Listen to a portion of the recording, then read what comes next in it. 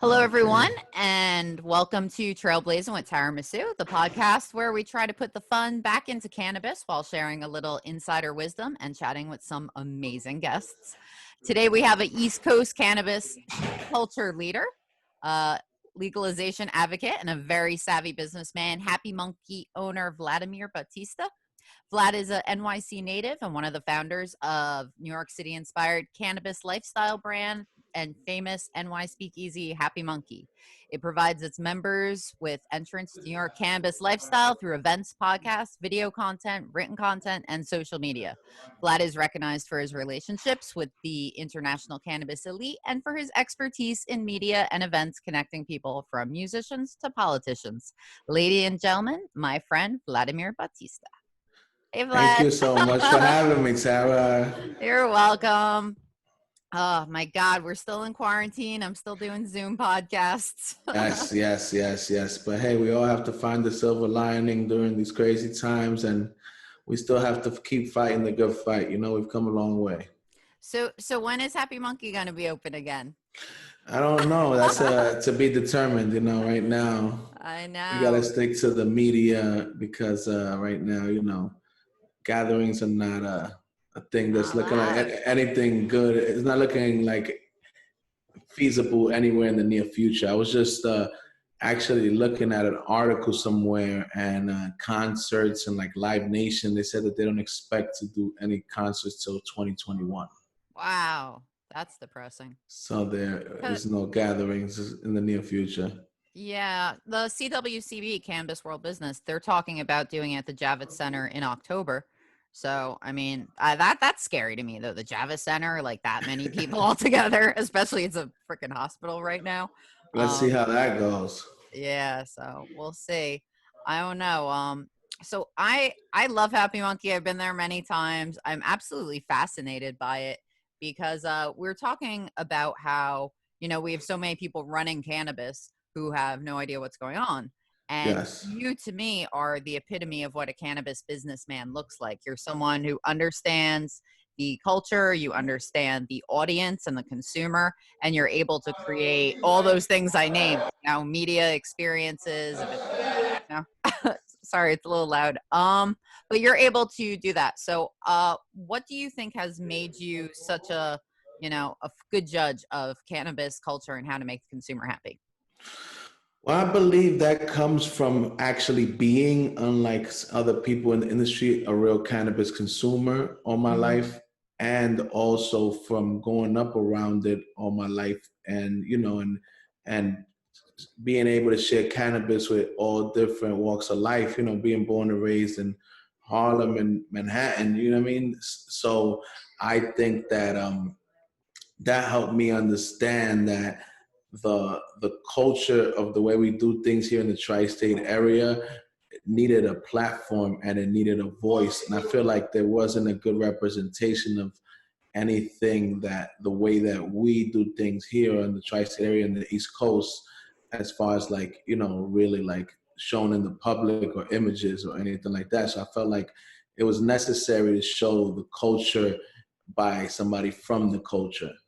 And this is something that I've said in New Jersey a lot, is why I felt so passionate about helping develop the laws there, helping try to show people what a cannabis business East Coast should look like, is because I think it is really different than what we're seeing with, like, say, a California cannabis lifestyle company or even your consumer. And same thing with Colorado. So in your opinion, what makes the New York, the East Coast cannabis consumer so unique? Well, first of all, you know, we're a melting pot over here. So, you know, and we're usually not too far from each other and we intermingle at different levels.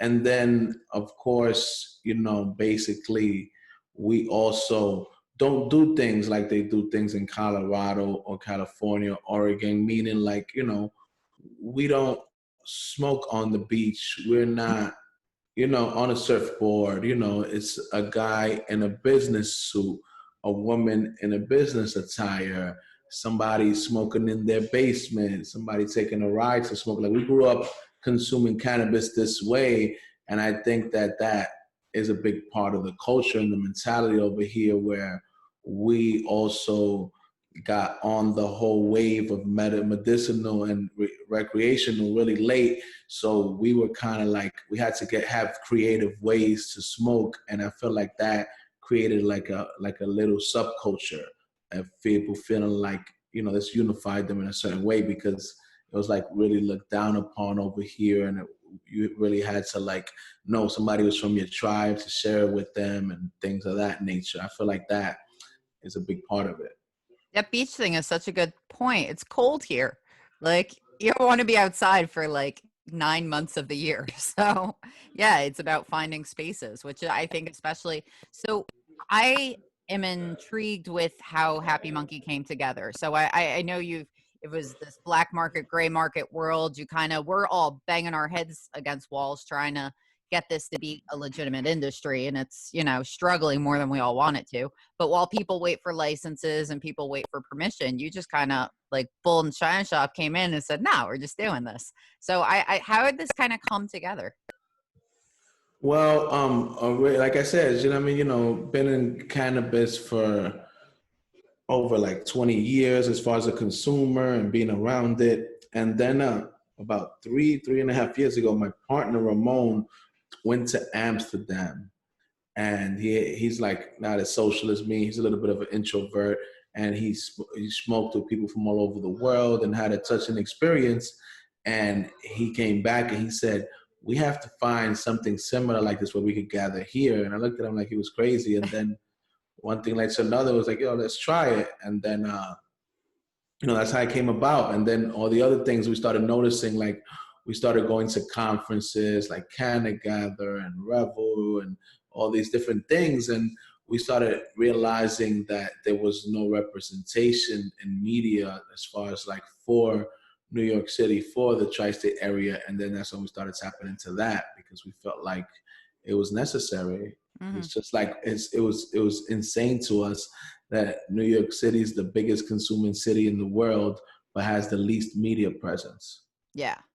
And I mean, I think a lot of people have the idea. It's just the the wherewithal and the kind of know-how to make this exist without, people getting thrown to the floor and things getting raided. And, New York can be a very unwelcoming place for cannabis. So that you've created a safe space for people to enjoy themselves is quite a feat. And I mean, the marketing around it too, when you think of something, when you're creating an underground movement, how do you walk that fine line of promotion? Like when you have a brand, you want to like shout it in everyone's face, oh my God. And then also keeping that like secret speakeasy type of, prohibitionist vibe. I don't know. Tell me about that, walking that line.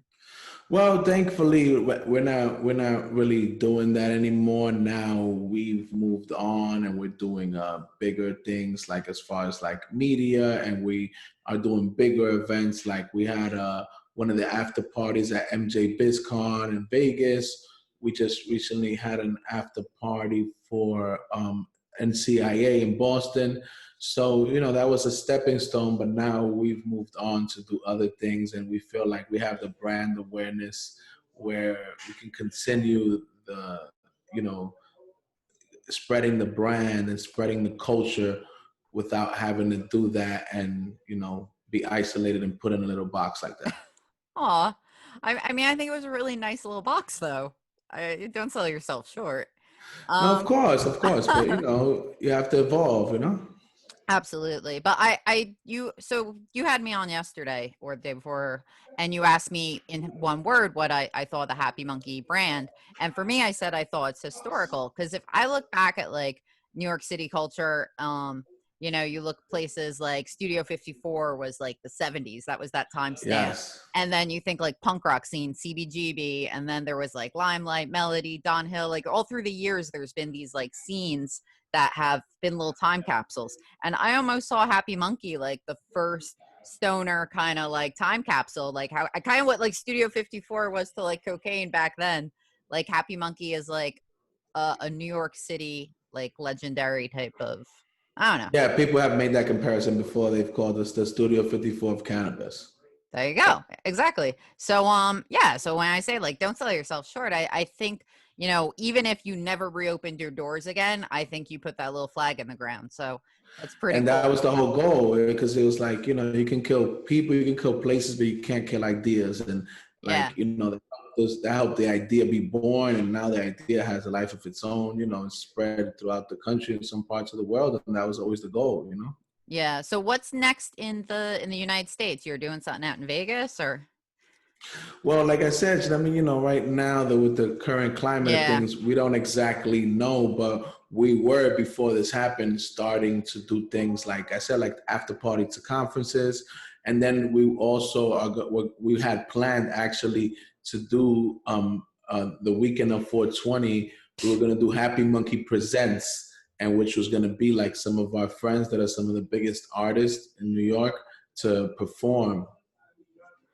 So it's like we're Yeah. gonna start when we do come back out, we're gonna step on bigger stages. Good, good. We had this amazing entire month of 420 that was supposed to be like, It's crazy, right? and here we are. 420, 2020.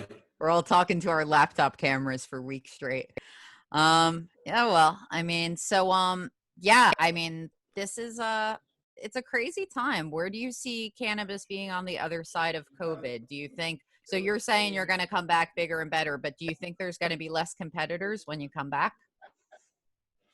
Well, I really believe that unfortunately, this is gonna put a lot of cannabis companies and brands through a strainer and a ringer, and really like, you know, the cream of the crop is gonna come out on the other side. But unfortunately, everybody's not gonna make it because it's tough circumstances right now to stay afloat, under the current situation. But it's funny. I was talking to somebody about this, and it's crazy how this time in history is gonna be. It's gonna be like BC and AD. It's gonna be Ah, like, do you remember pre-Rona, post-Rona? It's gonna be yeah. like that's how it's gonna be, right? It's gonna be because the new normal is not gonna be the same. So it's gonna be like a time where it's gonna split like two different time capsules between that. But what I believe is like I was telling you a little bit last time is that as far as like legislatively, I don't think anything's gonna move anytime soon because obviously they have a lot of other things to worry about, and I don't think it's gonna be a top priority. Mhm. But what I do believe is that it's gonna normalize it more because I feel like so many people are using it right now to maintain their mental health during quarantine. Yeah. I believe that it's gonna like amongst society, it's gonna be like become way more mainstream and more normalized, and I believe that people are gonna start seeing the benefit in it more now than ever. I just read today over in the UK that CBD during Corona is hitting an all-time high because people are just like so stressed out. They're just going for anything. And I don't know their legalization laws as well, but I understand they're conservative, as we are. So people are just looking for whatever they can get right now. But yeah, it's weird. I so one thing I've always thought, and I've said this at Happy Monkey before, I'll get your opinion on it, is that I think because so we have cannabis lounges maybe coming on the books in Jersey. It's there if they ever implement it. It's all specked out. But the one thing I said is you kind of need alcohol, I feel like, and just hear me out because if you go to a party and there's just weed, I feel like, or if you have alcohol, you start 8 o'clock and then it builds, maybe midnight hits a peak, then people are really fucked up. You get your whole after hours thing. Some people do other stuff. You see the sunrise.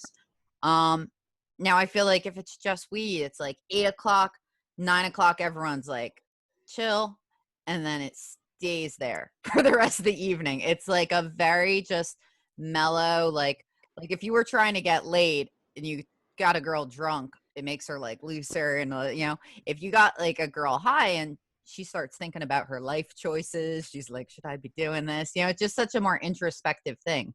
So do you feel that people should look when we get these lounges of ways to integrating alcohol and cannabis and trying to have both? Or do you think that the cannabis lounge on its own is just perfect and we want that different? Well, my personal opinion is that I don't think the two should be mixed. I Yeah. believe that there's a big industry based on the alcohol part already. Hmm. and people smoke a little here and there. I believe that the magical part of the cannabis lounge is going to be that it's only cannabis. And I beg to differ, because I saw from my experience that it opens people up in a different way than alcohol does. And Yeah. I feel like that it creates a different energy and a different vibe. And I feel like that's necessary to distinguish the two, because I feel like if you mix them both together, you really won't be able to distinguish the vibes. And I feel like it's not always a good mix. I feel like that they should be definitely separate. Like I said, there's a big, huge, nightlife industry based on alcohol. I believe that there's going to be a big, huge industry based on cannabis as far as consumption lounge. And it's like the way there's nightlife, there's going to be Bud Life, and Bud Life is going to be bigger. I like that. Bud Life. That's fun. Okay. Very cool. Yeah. I do agree. It's definitely a healthier atmosphere. It's not like when you go into a bar and people get too drunk and they start fights and there's arguments and, people get taken advantage of or hurt. Now, I have to tell you from experience, not to cut you off, Tara, that I saw myself a lot of people, start dating when they met each other through sharing cannabis. Because you got to remember, it's a sharing community, it's a sharing thing. So I feel like it brings people's guards down, and people are more susceptible to open a conversation. It's less judgmental, less elitist, less like superficial. I feel like it brings people down to a frequency where they really see eye to eye, and that includes, males and females and people that are attracted to each other. Yeah. Okay. Very cool. Yeah, there was a couple times I had met you before and you had talked about interviewing me. I think it was like International P or someone was there and they were like, "Oh, we're doing this." And I was like, "No," because I just get so dumb. Like my mind goes a million miles an hour and it needs a filter because that is a dark, scary place up there. And you turn that filter off and I'm like, I cannot be recorded. No. So but yeah, I mean, for in a lot of ways, it does turn off your inhibitions a bit, and a lot of times that does lead to deeper things. But for me, anytime cannabis is around, technically I'm at work. That's my livelihood. It's my Okay. business, so I need to. You don't like to make business a pleasure. Exactly. Yeah. Like cannabis to me is my living room, watching a movie. Like no matter what I say, it could be dumb as shit, and it doesn't matter because no one's like gonna like judge me from that then and be like, oh, we can't work with her. She's an idiot. Because I could be pretty dumb, or a little too honest and opinionated. So can't be doing that either. But so how do you feel like America is going to fit into this globally?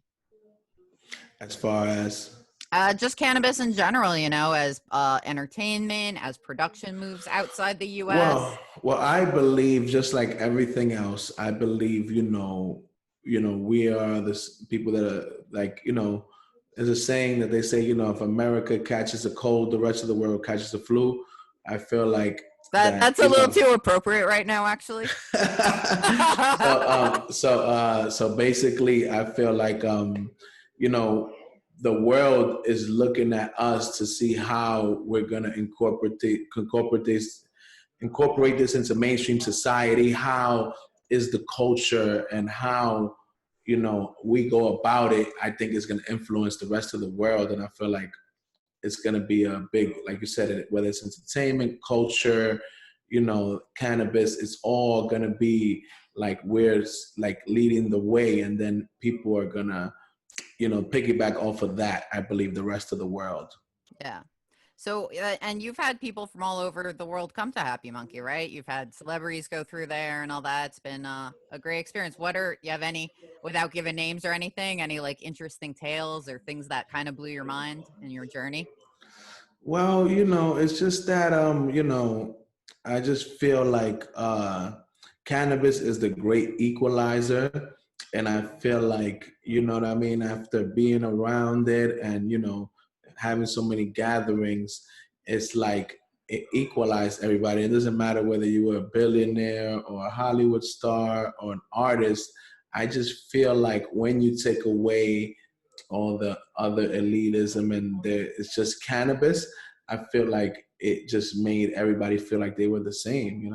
I feel like everybody like just felt like, I smoke cannabis, you go smoke cannabis, and that is what we have in common. Like who I am outside of here, or doesn't matter because, we both have this thing that we smoke, and there are no hierarchies. There's none of that. So it just was really cool to see, like, no matter what level or no matter how much fame somebody had, that they could just sit down to regular Joe Schmo, or Jane, or whoever, and just, have a conversation and smoke. And like none of that really was like a big deal, like it would be outside of a place where cannabis it's not only cannabis being served. And how do we take that spirit of unity and bring it into what is becoming the new cannabis corporate culture? Things like, MedMen and just, this kind of more dry corporate feel. How do we blend those two? Well, it's kind of tough, but I think people like me and you are helping. But I think that they had a lesson learned on their own. I feel like part of Happy Monkey's big thing, even on our podcast, our big thing is that we feel like we're the nexus between corporate cannabis and culture cannabis. And I feel like those are the biggest two divides in the industry. So I feel like the industry is never going to be fully optimal until they start working together, because I believe that the culture needs the corporate because you need the funding and the business acumen. I believe the corporate needs the culture because you need an audience and you need that culture flavor. Yeah. So I believe that that's why right now all the big companies are just try to buy in, try to leave the culture aside. If you notice, most of their stocks are down 70, 80%. So I feel like that's the only real way they would have learned. And I feel like that they're going to, when this is done, they're going to have a different approach on how they go about business, and including the culture more, because whatever they did the first time didn't really work. I agree with that, and I'm kind of loving watching it. I thought of an analogy today in like the shower of if you were opening like a local bar and then you brought in someone from pharma to run it, and you were like, has this guy ever drank before?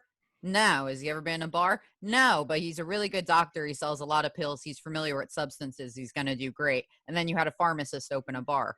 Like, that's what people are doing. They're being like, oh, this guy knows how to do drugs. He's from pharma. I'm sure he could make a cannabis company do well.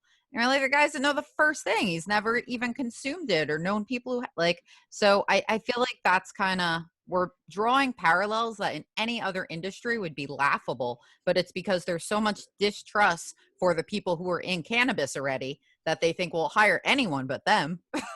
So it's but obviously that method did not work too well. Work. So Absolutely. we know that especially corporate people, they don't learn by people like me and you preaching to them. They usually learn by, financially. And I think that's why I have faith that when this is all done and, things normalize, that they will have a different approach and try to include the culture. Because like I said, I feel like it's not that they both needed, and I just feel like they have to realize that, because like I said, the culture needs them, they need the culture, but this is a very, very complex industry. It's never been done before. The rules are being written as time goes along. So to think that you're gonna have a one size fits all answer to the industry is crazy, or do what you did in other industries. It's not that simple. Yeah. So I'm sure these are people so I don't know if you want to weigh in on it, but I have my thoughts. What's your thoughts on someone like, Weed World Candies? Are they just being harmful? Are you cool with it? Do you have any thoughts on the people operating? Well, I don't exactly know how they operate, but I don't hear too many people be happy with their experience. Exactly. That's what I'm saying. They've been around over a decade. You know that. I used to sell many festivals where they would have a truck a couple steps from my booth, and people would be telling me what they're selling, and I'd try to tell them otherwise, and they'd be like, no. I'm like, all right, yeah, dude, go get ripped off. And you see that, and you see that for so long, and then you're like, I feel like this is harming what we're trying to do, but at the same time, I don't know, they're making money, so good for them. But I hate to see bad operators in our space because we have so much going on already against us that. Well, unfortunately, one thing I learned in life, Tara, I'm a very philosophical person, and um, I read a lot of books and stuff. And I remember there's this philosopher. He said that somebody asked him, like, what do you tell somebody that says, like, there's so many bad things going on in the world, viruses, you know, war, etc., etc., etc., right? All the evils of the world. And what do you do about it? And the philosopher said, well, I'm going to have to take you back to the Native American days. Their philosophy was that the world has always been a wasteland from its conception until now. It always will be. There will always be good, bad, ugly, destruction. The only power we have, Tara, is for us to be whatever we wish the world was. We have no other power. It's the only thing we have control of. All right. I love that. So, and then I won't say your 5-year plan a business sense because people don't understand in cannabis. Like a 5-day plan is about all you get. Yeah, yeah, But yeah. but in a fantasy world, like what you just said, like utopia, 5 years, what would you love to see cannabis be, Happy Monkey be? Well, let's start with cannabis. I just would like to see cannabis normalized, just like alcohol or any other thing is that, shouldn't be any stigma behind it. I would love to see when they actually go in the lab with a scientist and allow scientists to do this, how many amazing medicinal benefits this plant actually has so that the world can see. I would like to see what that is. And then I would also like to see, like, right, everybody from a grandma to anybody, the same way somebody drinks a beer and looks and nobody even pays any mind for it, to be that level of normalized in society. And no, and last but not least, I would love to see everybody that unfortunately is incarcerated for cannabis free, and never even think that anybody will ever have to be in that position over something that right now, like they had this meme, right, that said, how must the prisoners feel that are arrested for cannabis? They look on the news and they see cannabis deemed essential business is open and corporate people making Yeah. all this money and they're incarcerated for the same thing. Yeah, man. I talk about that all the time, the expungement needs and all that. It's so true. I have two thoughts on what you said in the medical sense. So my mother was in the hospital last year and she was in the ER and then hospitalized for a while and they were pumping her full of opiates. And she got like blocked up from it. They almost had to do emergency exploratory surgery. She was critical because of the amount of opiates they were putting her on. And it made me think, you know what? They didn't have a way to code cannabis in the system. If you're a registered medical marijuana patient, the most they could put you down as is a substance user because it's not even coded and it's definitely not something they can offer. So I said, you know what? That day I was like, my work's not done until you could get cannabis, not just in this secondary kind of, we'll prescribe it and you go off to a little place. You need to be able to get in the emergency room. You need to be able to get it. If that's the medicine you take, you should be able to get your prescribed medicines anytime. So when we talk about medical, it's also, I think, not about keeping it in its own little corner, but bringing it to be like any other medication. I think that's something we need. And as far as normalizing it in society, I think for me, because I love edibles, is when you can come to your holiday party and maybe instead of giving your boss or your friend or your aunt a bottle of wine, you could give them a box of edibles. And I think that's when you're going to say, okay, it's normal. That sounds like an amazing world to me. Right? Yeah. So, how about products? Are there any product lines you really, are in love with or things you want to make or as far as I don't know, edibles or smokables or anything? Well, right now, due to the situation, we don't really have our eye on that, but we do have like clothing coming out soon, and Mm-mm. different merchandise and things of that nature. But as far as like cannabis right now or edibles, until further notice, we're kind of like staying away for now. Would you like to maybe long term have a dispensary or something like that or you're not really interested in? Of course. I want to have Yeah, a dispensary, a consumption lounge. I want to have it all in the future, but in due time. Like, I I know. feel like I said, as long as I keep the voice of the people and the culture going, I feel like all those things will fall into place in due time. Very cool. So, what has surprised you most in a positive way? I mean, we're talking so much like this is bad and this needs to change. Like, but in reality, we're also living in the best time ever in cannabis because it's never been this liberal, this advanced. So we're, complain. But what surprised you in a positive way? And as far as like in cannabis or in Just society, what do you mean? anything, either like, when you went to do something that you thought you were gonna butt up against and you got really good results, or just people who you've seen come and go where you've seen Well, acceptance. I'm going to tell you exactly. One thing I'm going to tell you is that, I'm a minority. I'm a first generation Dominican Republic. And, you have this stigma about like you assume certain people from certain backgrounds are going to be a certain way, whether they're black, yellow, blue, whatever they are. And I just feel like the cannabis industry has the best percentage of every race, every religion, and every person in society in it. Like, it's like, Bro. it's been surprising to see people from all backgrounds, all nationality, all races, but 90% I would say that in cannabis are, good people. Yeah. And I don't think you can say that about so many industries. Yeah, well, then I think we come back to cannabis people though. When you have, 50 lawyers in a room, they're usually not. I mean, I a lot of cannabis lawyers who are friends, but I'm saying a lot of times there's a lot of people now who are just in it for money. So that gets to be Definitely. very frustrating because you're used to operating in a space with passionate people who care and love what they do.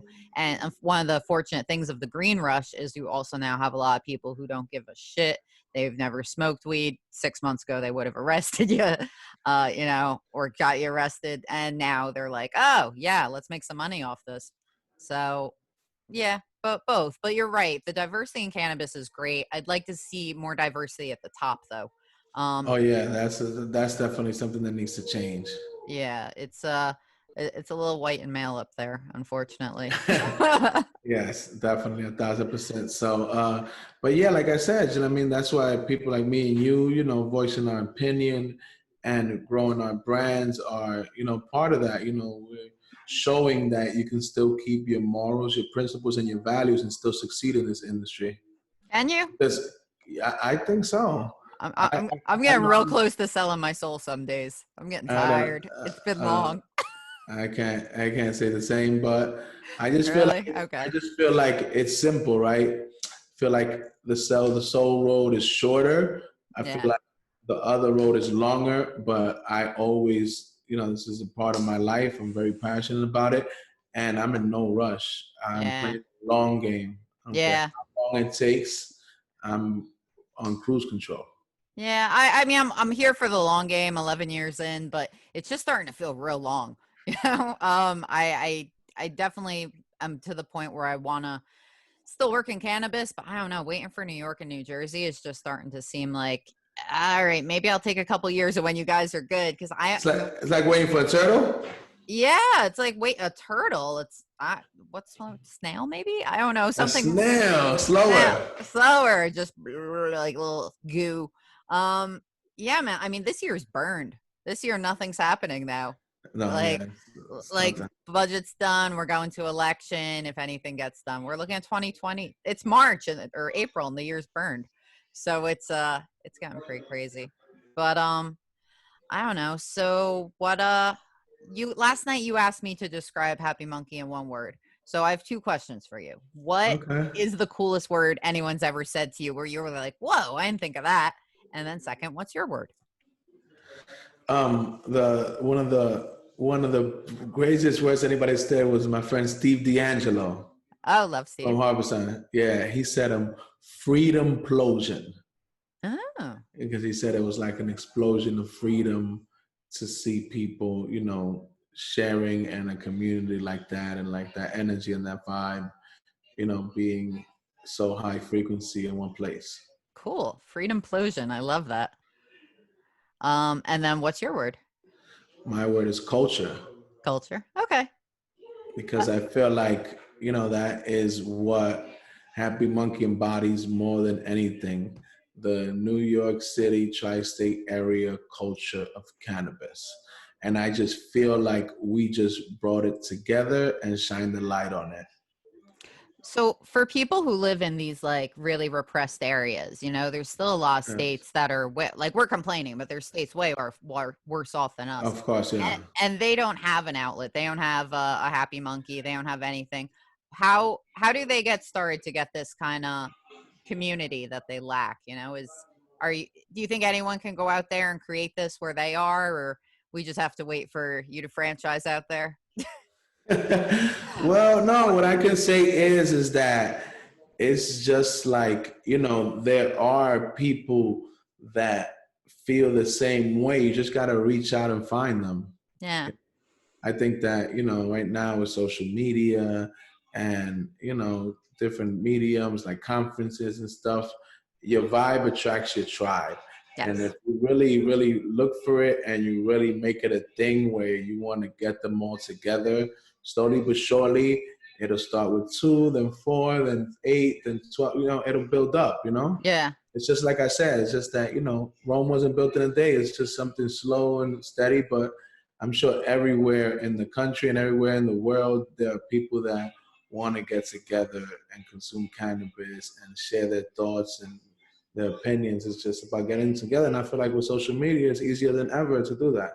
It definitely is. I wonder places like, I don't know, like in Alabama or something where they're super conservative. It's probably, what we were even, 10, 20 years ago, people just huddled in basements and corners, scared. So wait, you said you're Dominican, Vlad? Every Vlad I've ever known was Russian.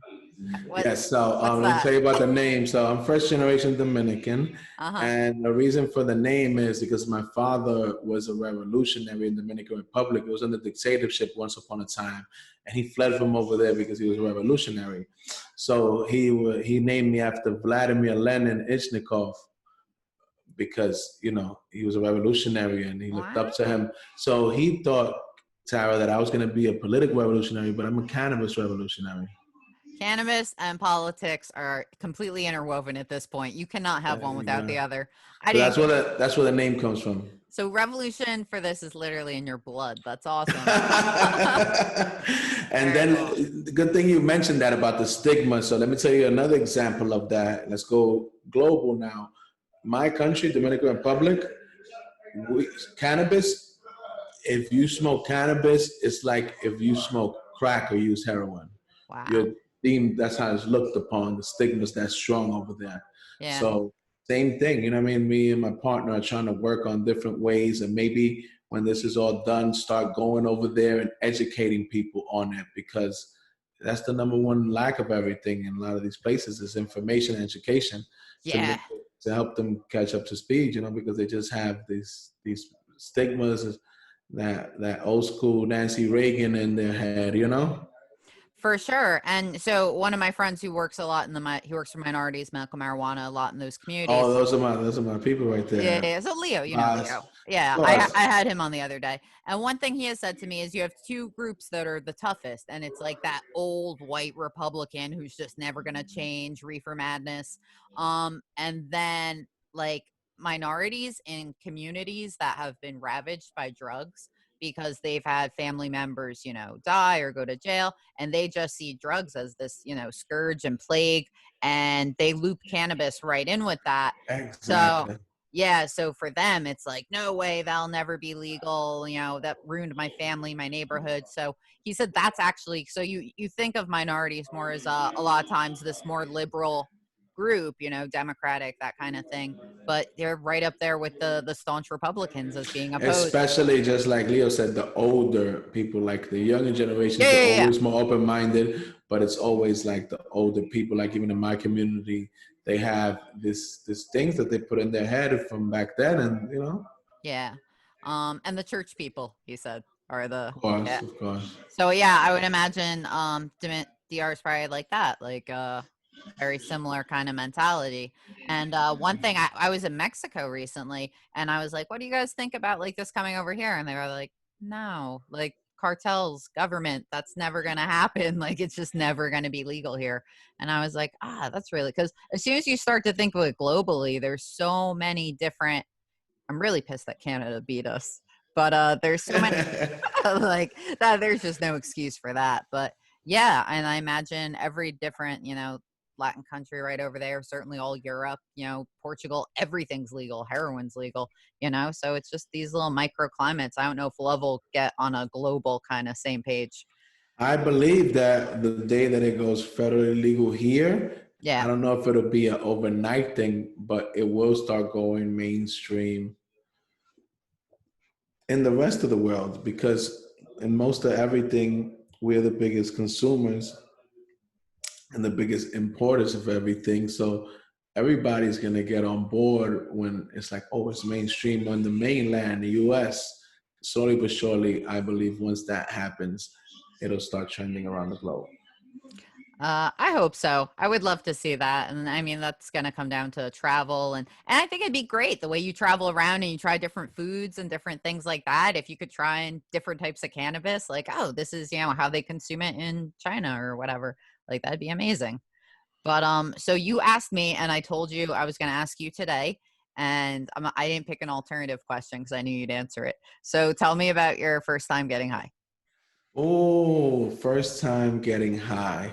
So the first time I got high, I was actually, I think like in junior high school, and I could school play hooky at a friend's house. And some of my friends were a little older, a couple of years older, whatever. So they were already smoking. And then they was like, let me see, I always knew about it, but I was like, let me try it. And man, I felt like I went to another universe. And that's when that love story started. I remember it was like a bamboo or something, and it was like regular swag weed, but it got me higher than the Cannabis Cup winner of Ah, 2020. that's funny. Yeah, I guess when you're a kid and you don't know anything and it's just that first time, it's never the same. I told you my first time was, yeah, I really, I don't have the right feedback to know if my first time what it was. But that's awesome. So, and then was it just like a staple in your life from then on? You were like, No, no, no. At the beginning, no. At the beginning, I just dibbled and dabbled.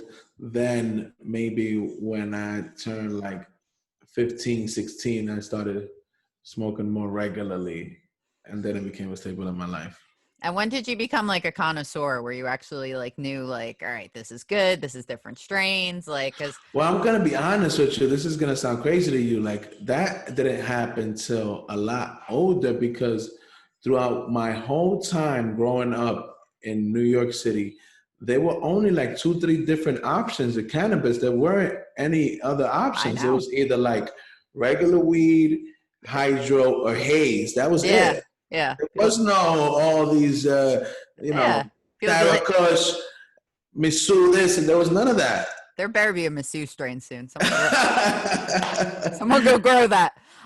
Yeah, no, it'd be like we have sour diesel and Kush. What do you want? Yeah, that's all They didn't East even Coast have. was. I'm telling you, that was even recently in the South. All that stuff. It was just like when I was young. It was just like Yeah, regular weed, Arizona, which is like the good regular weed, and then it was haze or hydro. That was it. yeah. People don't understand that it's a really recent thing here, where like in California they decriminalized in 1994, so they had a gray They got a market. 16-year head start on us. How do they want us to? Yeah, so they had a gray market where people started businesses in the 90s there, so and we're just barely starting to get to the people who aren't like, oh yeah, it's a gateway drug, like mentality of like, just dare propaganda and like you said, Nancy Yeah, Reagan. So I'm gonna post this on social soon. I did the Dare program, which is just a tremendous show of what a failure it was. And there's a picture of me doing like the Running Man in 8th grade with a Dare shirt that I found during quarantine. So I'm gonna post it. That program, what's interesting about it is people who went through it are more likely to do drugs because the ones who weren't gonna anyway, and the ones that were, now they had like pro tips. So it was one of the biggest failures of all time. The hypocrisy of the democracy. Yes, exactly. Cool. So what else are you doing in quarantine? I know you did your happy hour the other day. That was fun. You gonna keep doing that every Saturday? Yeah, we're doing it maybe more than we're gonna maybe do it more than once a week. That was just the second episode. Actually, tomorrow, our next episode is with Carrier Cardi, CEO of 420 Media, and Marvin Washington, Oh, So I cool. think you know, ex-NFL Super Bowl champion. So yeah, just like I'm just making it like a thing. Like I'm just FaceTiming with all my friends all over the world, just checking in with them. You know, Yep, during yep. the quarantine time. You know. Yes, I had Colin Jenkins on the podcast recently. A lot of the ex-NFL players with CTE, that's a big thing for them. Lawrence Taylor has his CBD company. Like, yeah, they're all coming together on that, which is very cool because I always say there's two people that consumers trust, and that's pets and celebrities. Because if you see a pet get better, it's like they can't lie. It's a testimonial that they're not trying to sell your product. And for some reason, if a celebrity says something works, they're like, oh, I trust that guy. I liked him. You know, me and you, we could lie. And then most importantly, I really love that they're using their platforms of all their following for something positive like this, you know, because it's like they're already like, you know, like you said, on top of celebrities, they're athletes and people that have traumatic experience, and for them to use their platforms to say how it's helped them and how it can help other people, I believe it's a really big boost for the industry in the right direction, you know? Yeah, and I think also the lists of banned substances, getting it removed from them was big because with the opioid Yes, very epidemic, big. yeah, and to have former athletes be like, no, this is helping me, and this shouldn't. So, and you know, and now that they don't have to risk their careers, it's not quite the same. So that's huge to have them because something where your normal, you know, lawyer advocate isn't going to have that same influence. So. Exactly. So it's amazing that they've decided to take this journey with us and bring all that following and all that all those fans into our industry, basically. You know, Yeah. it's all like I said. It's just like we're just chipping away, and all these things help. You know, chip away at the right direction. For sure. So what after quarantine, do you think you'll reopen your doors? Or I mean, one thing like cannabis businesses aren't going to get probably, you know, free rent or stimulus or any of that. They always with things like No, that. I told you we already moved away from that. We're not really doing Oh, that anymore. 100%, you're done. Yeah, we're more focused on, like I told you, doing bigger events Oh, and doing like, you know, after parties and doing concerts and doing gotcha, other gotcha. things. So there's a difference between more focused and done. So 100% over. Okay. Okay, that's good. Well, then I'm really excited to see what's next. If that's all there is, you gotta get on that concert series, something like Exactly. Yeah, that. like I said, evolution, you know? Yeah. Evolve or die. We always gotta evolve and keep on, you know, raising the bar higher and breaking those glass ceilings. Oh, I know all about glass ceilings. That's for sure. Yeah. There you go. But all right. So let's wrap this up. Let's see. Was there anything else I wanted to touch on? I think we pretty much covered it. Is there anything you want to tell people that you have coming up or to look out for or get out and do? I don't know if you guys are going to a vote. I always try to get people to vote for legalization. Is New York going this year, you think? No, they took the bill out of the budget. No, it's out of the budget, but for a vote in the fall. Do you think they're going to? I don't really see it, to be honest with you. No, you think they're still. Always gotta, you know, keep up alive, and I'm gonna vote and everything, but I don't see it being a priority right now. No, it's not at all. That's in New Jersey delivery. I talked about this with you. That's not a priority, and that's a real shame. So sometimes you got to keep poking people because they won't make cannabis a priority unless we make them make it. Not that That it is should be, correct. yeah, not that it should be over Corona and keeping people safe and alive, but eventually you got to realize it's medicine for people, and it can't be pushed under the rug forever. No, But no, no. I feel like it's inevitable. It's yeah. coming sooner or later. But you So, asked what we have coming up. yep, What we yep. have coming up and what we have going on now is all for 2020, all month long. If you go to happymunkey.com, you can check out everything we have going on there, from merchandise to podcasts to this month. We have been dropping a different piece of content every day, unreleased. So we've got a bunch of amazing interviews, a bunch of new segments we've created on our YouTube and WeTube. So this month, you know, look out for happymunkey.com, Happy Munkey TV on YouTube, Happy Munkey on WeTube, because we have a lot to keep you guys entertained during this quarantine. Let's try to keep everybody positive under these horrible times. Awesome. All right, Vlad, thank you so much. I'm just going to bring us out right here. I loved having you on. Come back anytime when you got that new stuff to promote, and hopefully we could do it face to face at some point. But I just want to say thank you, everyone, for listening to the podcast. Trailblazers out there, please rate, review, and subscribe. We have new episodes coming at you every week. Follow me on social media. Everywhere, Blazin Bakery or Tara Misu. You can get my products. They're right behind me. BlazinBakery.com. My newest one is a company I started with my dog, Diablo. We started Blazin Barkery. You could get CBD dog treats. And of course, my name is Tara Misu. Thank you as always, and keep on trailblazing. Thank you for having me, Tara. It's an honor and a pleasure to I, be with the Blazing Queen. please. It's an honor to be with Mr. Happy Munkey. All right, Vlad, have a good rest of your night. Thank you so much. Thank you so much.